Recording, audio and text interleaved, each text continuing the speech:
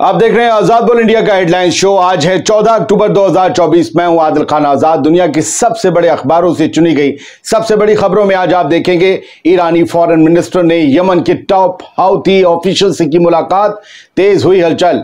Iran के लिए हमले और कत्ल की साजिश रचने के इल्जाम में 2 इजरायली गिरफ्तार। गजा के नुसैरियत रिफ्यूजी कैंप पर इजराइल का बड़ा हमला, 13 बच्चों समेत 41 की मौत, जिंदा जल गए मजलूम। गजा में पोलियो वैक्सीनेशन का दूसरा दौर शुरू, 10 साल से छोटे बच्चों को वैक्सीन देने का मिशन।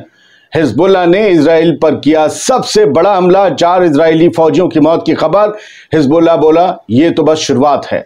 और नाटो ने रूस के खिलाफ उठाया बड़ा कदम, वेस्ट यूरोप में शुरू की न्यूक्लियर ड्रिल।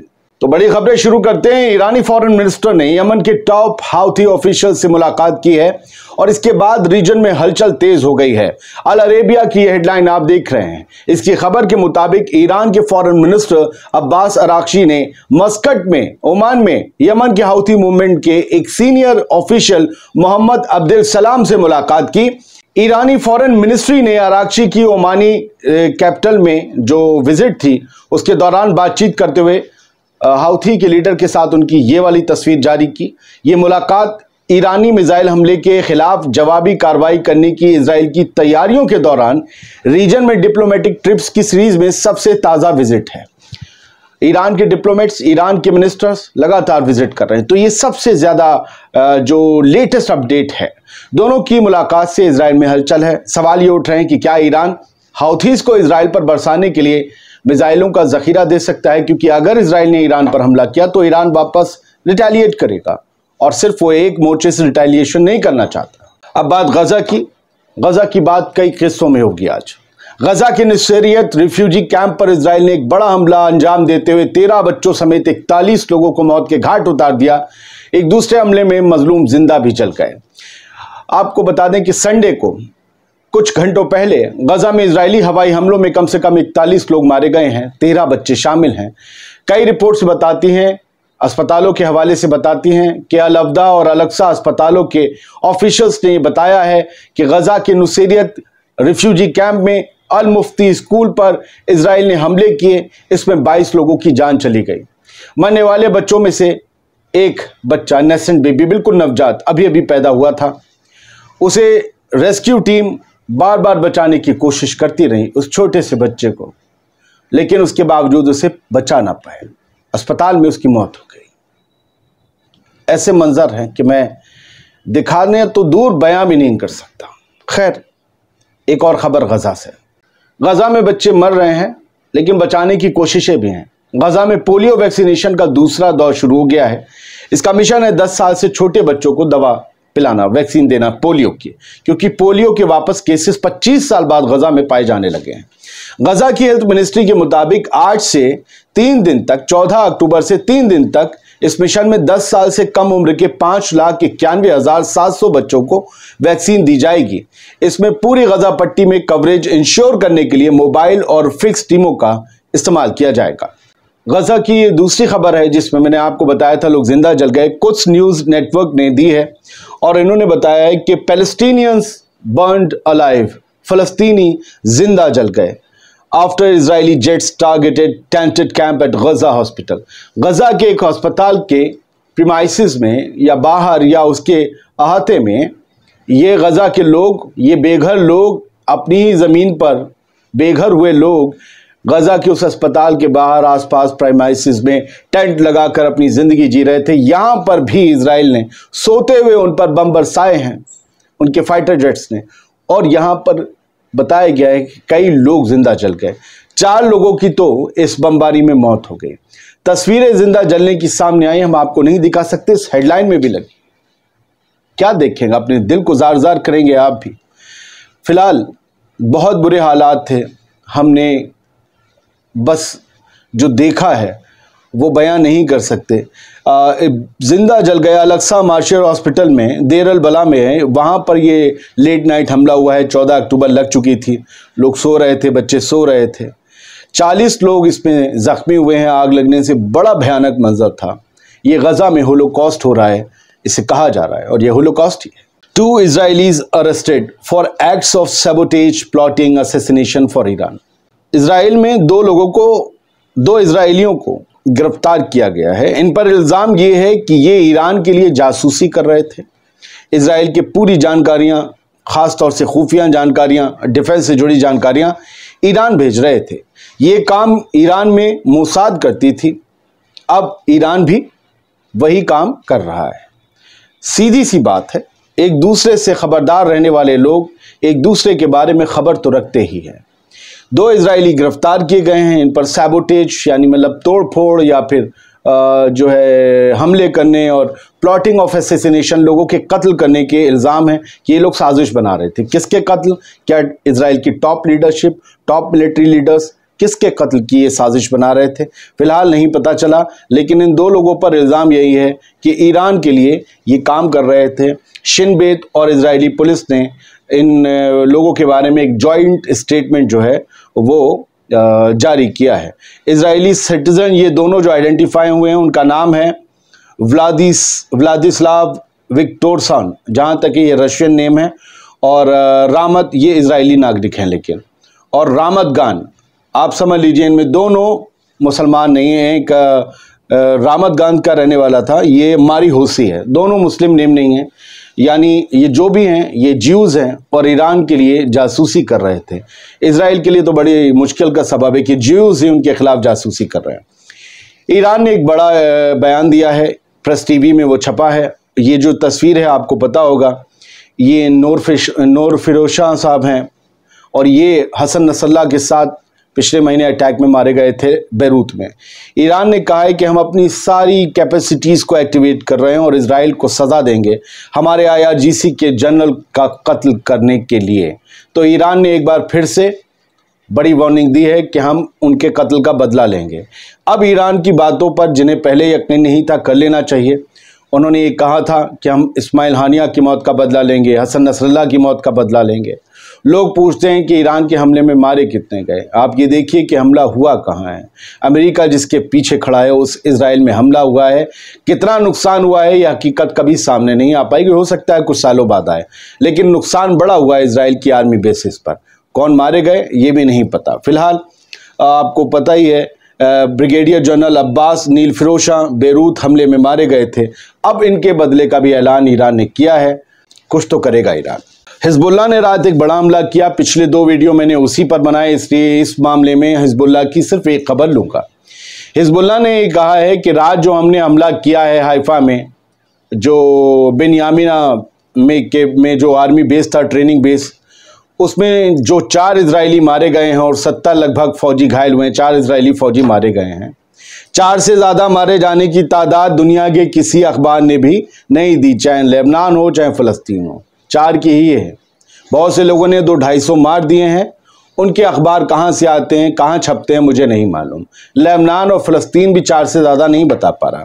खैर 70 लोग घायल हुए हैं। तो हिजबुल्लाह ने कहा है कि ये बस शुरुआत है, अब हम तुम्हें ऐसे ही घेर घेर के और चुन चुन के मारेंगे। ये मेस में जो मेस होता है ना, खाना खाने की जगह जो होते हैं, मेस में ये हमला हुआ। ड्रोन मेस तक में घुस गया। तो उन्होंने कहा है operation against Golani brigade only a preview of what's to come, कि गोलानी ब्रिगेड पर जो हमने हमला किया है, हिजबुल्लाह ने कहा, वो सिर्फ एक प्रीव्यू है जो आने वाला है उसका। मतलब ये एक समझिए कि पूरी पिक्चर बाकी है मेरे दोस्त, ये ट्रेलर था, ये हिजबुल्लाह ने कहा है। आगे बढ़ते हैं सर। ईरान का जो एक अखबार है, टीवी है, प्रेस टीवी, उसकी खबर है कि इराकी रेजिस्टेंस फोर्सेस ने फिर से फ्रेश ड्रोन स्ट्राइक्स कंडक्ट किए हैं। फ्रेश ड्रोन हमले किए हैं इजरायली टारगेट्स पर ऑक्युपाइड टेरिटरीज में। इराक की तरफ से भी ये लगातार हमले हो रहे हैं। 14 अक्टूबर की ये खबर है। उन्होंने कहा है कि हमने स्ट्रेटजिक इजरायली साइट्स पर हमले किए हैं और हमारे ड्रोन्स जो हैं वो तेल अवीव से चलने वाली हुकूमत के ख़िलाफ़ लगातार चलते रहेंगे जब तक गज़ा पर जुल्म बंद नहीं होता। ऐसी ही कुछ बात यमन के हाउतीज़ ने भी कही है। ये टॉप यमनी ऑफिशियल की आप तस्वीर देख रहे हैं, जिन्होंने फिर से कहा है कि हम गज़ा के साथ आखिरी दम तक और तब तक जब तक कि गज़ा पर हमले बंद नहीं होते हम खड़े रहेंगे, मजबूती से खड़े रहेंगे और हम गज़ा की लड़ाई लड़ते रहेंगे, फ़लस्तीनियों की लड़ाई लड़ते रहेंगे। और हम तमाम मुस्लिम ममालिक से इस बात का मुतालबा करते हैं कि वो भी इजराइल के ख़िलाफ़ और गज़ा के हक़ में खड़े हो जाएं। अब हथियार उठाने का वक्त है। ये चेयरमैन है यमन की सुप्रीम पॉलिटिकल काउंसिल के, इनका नाम है मेहदी अल मशात। ये बयान इनका था जो तमाम मुस्लिम ममालिक से मुतालबा कर रहे हैं गजा की फलाह बहबूदी और गजा की हिफाजत में खड़े होने की। द टाइम्स ऑफ इजराइल की एक हेडलाइन है, शिनबेत के हेड और इजिप्ट की इंटेलिजेंस एजेंसी के हेड मिले हैं, बात की है होस्टेज डील को लेकर। इजराइल अब क्यों होस्टेज डील की बात कर रहा है? लेबनान से खुद मुकाबला कर रहा है, हिजबुल्लाह से, हमास से, सबको, टॉप लीडर्स को मारे दे रहा है और फिर ईरान पर भी हमले के लिए तैयार है। अमेरिका का एयर डिफेंस पेंटागन ने कह दिया है, पहुंच ही रहा है, थर्ड क्लियर हो गया, कल रात ऑफिशियल लेटर आ गया।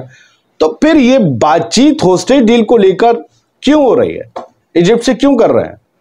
असल में अभी अभी याह्या सिनवार ने कतरी ऑफिशियल से बहुत दिन की चुप्पी के बाद याह्या सिनवार ने वापस कांटेक्ट किया है और बताया है, जो कुछ भी बताया है उसके बाद ये सब सामने आया है कि फिर से इजराइल ने अपनी लोकल इंटेलिजेंस एजेंसी शिनबेट के हेड को लगा दिया है कि जाओ यार बात करो होस्टेज डील के लिए। असल में होस्टेज डील से ज़्यादा बात किस लिए है? ये बात थी, मैंने जो पढ़ा इस आर्टिकल को, सारे आर्टिकल में पढ़ता हूँ फिर जुज आपको बताता हूँ। इस आर्टिकल में लिखा है कि रफा क्रॉसिंग और फिलाडेल्फिया एक्सिस, वो गलियारा जो रफा से इजिप्ट की सरहद से मिलता है, उसको लेकर ये बात करने गए थे शिनबेत के हेड इजिप्ट के इंटेलिजेंस खुफिया सर्विस के हेड से। तो वो अपनी हुकूमत की तरफ से बोले ये बातचीत किसी नतीजे पर पहुंची नहीं, क्योंकि मिस्र इस बात के लिए राजी नहीं है कि इजरायली फौज उसकी सरहद पर आकर बैठ जाए, क्योंकि मिस्र को भी पता है कि इनका क्या इरादा है। एक बार हमने हामी भरी तो फिर ये हामी भरवाते ही रहेंगे। लिहाजा मिस्र से लेकर बहुत ज्यादा सावधान है, सतर्क और होशियार है। ये बातचीत बनी नहीं है फिलाडेल्फी कॉरिडोर और रफा बॉर्डर क्रॉसिंग को लेकर। ठीक है, आपने बाईलाइन में हेडलाइन के नीचे पढ़ ही लिया होगा। अब जरा आते हैं वापस गजा की खबरों पर। सर कुछ न्यूज़ नेटवर्क फलस्तीन से जो चलता है उन्होंने बताया है। अब आज सुबह की खबरें लीजिए। वो जो कत्लो आम हुआ है वो रात में हुआ है, आज सुबह से क्या हो रहा है ये दिन का शॉट है। आसमान में इजराइल की आर्मी का, एयरफोर्स का हेलीकॉप्टर है और ये ओपनली गोलियां बरसा रहा है हेलीकॉप्टर जबालिया रिफ्यूजी कैंप में। ये हालत है नॉर्दर्न गजा में, ये सब कुछ चल रहा है। नॉर्थ गजा में जबालिया आता है, वहां सबसे बुरे हालात हैं इस वक्त, सबसे इंटेंस जंग वहीं चल रही है। आर्मी हेलीकॉप्टर्स आम लोगों पर ओपनली गन फायर कर रहे हैं। ये कुछ न्यूज़ नेटवर्क का दावा है। और दूसरी तस्वीर इन्होंने दिखाई है, हम बस आपको इसका स्क्रीनशॉट दिखाई रहे हैं, और लिखा है कि इसका नतीजा क्या हुआ ओपन गन फायर का। फलस्तीनी सिविलियंस आज भी बड़ी तादाद में जख्मी हुए हैं, निशाना बने हैं west of the Jabalia refugee camp में, और उन्हें अस्पतालों में ले जाया गया है। ये जो आप देख रहे हैं इस बात की तस्दीक है कि उसका क्या हुआ। पिछले 24 घंटों में इजराइल के हमलों से गजा में क्या हुआ ये उसका ग्राफिक आप देख लीजिए। 3 ब्लडीएस्ट मैसेकेयर इन 10 आवर्स। पिछले 24 घंटों में से सिर्फ 10 घंटों में 3 बड़े कत्लेआम अंजाम दिए गए हैं गजा में। अल शाती कैंप में 5 बच्चे मरे हैं इस कत्लेआम में। अल मुफ्ती स्कूल पर जो हमला हुआ इजराइल का, उसमें 22 लोग मारे गए, इनमें से 15 बच्चे शामिल थे। अल अक्सा मार्शल अस्पताल की जो खबर दी हमने उसके बारे में बताया, वहां टेंट्स पर हमला किया गया, 4 लोग जिंदा जल गए। ये सब हो रहा है। दुनिया के दूसरी तरफ की खबर का भी रुख करते हैं। नाटो ने एक बहुत बड़ा कदम, एक बहुत बड़ा मूव चल दिया है भाई। न्यूक्लियर ड्रिल शुरू कर दी है वेस्टर्न यूरोप में, और इससे कई ममालिक नाटो के जो मेंबर हैं वो मिलकर अंजाम दे रहे हैं। न्यूक्लियर परमाणु अभ्यास, परमाणु ड्रिल क्यों की जा रही है? असल में रूस ने कहा था कभी भी हमारा बटन दब सकता है न्यूक्लियर वेपन का। तो ये न्यूक्लियर ड्रिल्स असल में रूस को उकसाने के लिए हैं या फिर रूस को ये बताने के लिए हैं कि हैं तैयार हम? समझ में नहीं आ रहा है। 60 एयरक्राफ्ट इस ट्रेनिंग में हिस्सा ले रहे हैं, यानी 60 फाइटर जेट्स, और इनका मेन काम क्या है कि यूएस प्रोवाइडेड एटॉमिक बॉम्ब्स को, एटॉमिक वेपन्स को डिप्लॉय करना। कहां ले जाना है, कैसे पहुंचाना है, कितने कम वक्त में कितनी एहतियात के साथ पहुंचाना है एटॉमिक वेपन्स को, परमाणु हथियारों को, न्यूक्लियर वेपन्स को, उसकी ट्रेनिंग चल रही है।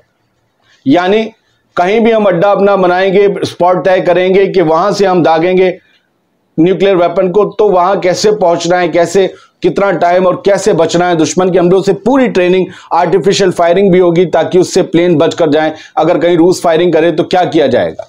तो बड़ी खतरनाक ट्रेनिंग ये चल रही है। और ये बताया गया है the steadfast Noon exercise kicks, ये आज मंडे से शुरू हो रही है 14 अक्टूबर से, और ये बताया जा रहा है इसमें 2000 मिलिट्री ट्रूप्स जो हैं, फौजी जो हैं वो शामिल हैं। 8 एयरबेस पर से ये पूरा ड्रिल अंजाम दिया जाएगा। 60 एयरक्राफ्ट हैं, इनमें न्यूक्लियर केपेबल फाइटर जेट्स भी हैं, बॉम्बर फाइटर एस्कॉर्ट्स हैं, फ्लाइंग टैंकर्स हैं, इलेक्ट्रॉनिक वॉरफेयर एयरक्राफ्ट हैं, जो नाटो के हिसाब से जानकारी दी गई है इसमें।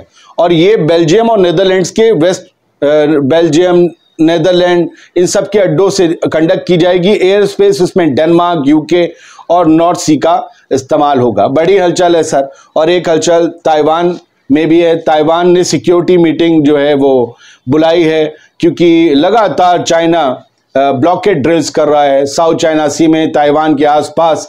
चाइना की नेवी की ड्रिल्स से ताइवान घबरा गया है। चाइना और रूस कुछ बड़ा कर रहे हैं, इसी वजह से यूरोप, वेस्ट अमेरिका के अलाइज, नाटो मेंबर्स सब बड़ी हलचल में हैं। सब कुछ आपके सामने, ईमानदारी से आपके सामने खबरें रख दी, कुछ नहीं कहूँगा। खबरें अपने आप में बोलती हैं, सबूत अपने आप में बोलते हैं। बहुत बहुत शुक्रिया। आज़ाद बोल इंडिया देखते रहिए, सलामत रहिए, खुश रहिए।